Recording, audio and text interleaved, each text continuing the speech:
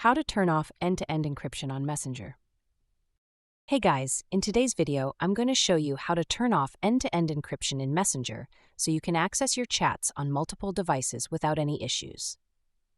So, make sure to watch this video till the end, and let's get started.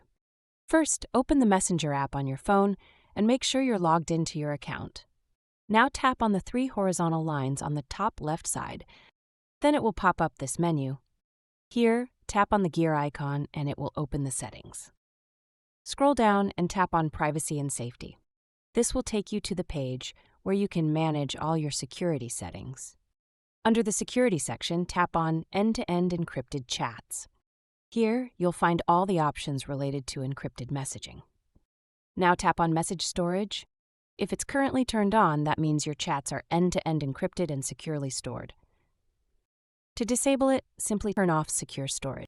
A confirmation message will pop up. Just follow the prompts to confirm. Once that's done, end-to-end encryption will be turned off.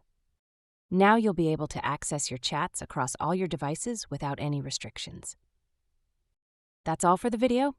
If you found this video helpful, make sure to hit the like and subscribe button for more tips and tricks. See you in the next one.